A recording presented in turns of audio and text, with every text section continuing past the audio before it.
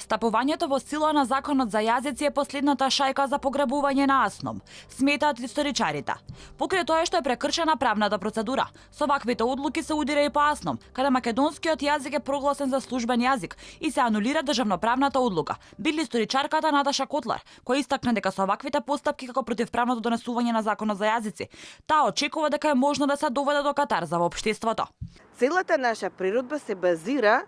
на обезбедување, заговорење, пишување и изразување на македонски јазик. Од Димитар Миладинов, кој предавал на мајкин јазик, па натаму,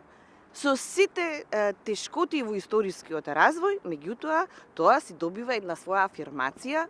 во изгласувањето на решението на АСНОМ, каде што македонскиот јазик е прогласен за службен јазик на територијата на Република Македонија, што значи веќе со оваа нова наша ситуација ние уште еднаш удираме на АСНОМските одлуки, бидејќи одлуката за службен јазик на македонскиот народ има историско државно правен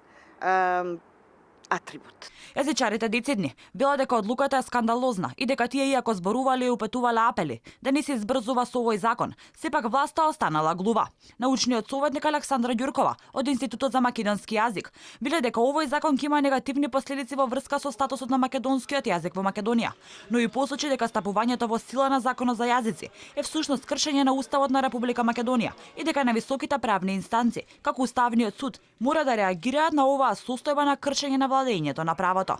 Наместо унапредување на можностите за учење на македонскиот јазик и зацврстување на неговиот статус на сите нивоа на државата, сега имаме ситуација во која што се фаворизира јазикот што го зборува 20% од населението, односно барем засега, албанскиот јазик и на таков начин се проектира една перцепција дека овие два јазика треба да имаат изедначен статус. Овој процес понатаму може да влијае дезинтегративно на државата. Вчера законот за јазици беше објавен во службен весник. Во образложението на истиот се вели дека основната цел за донесување на законот е доследно преточување на уставните амандмани во законски текстови, во однос на употребата и примената на јазикот што го зборуваат најмалку 20% од граѓаните на Република Македонија и неговото писмо.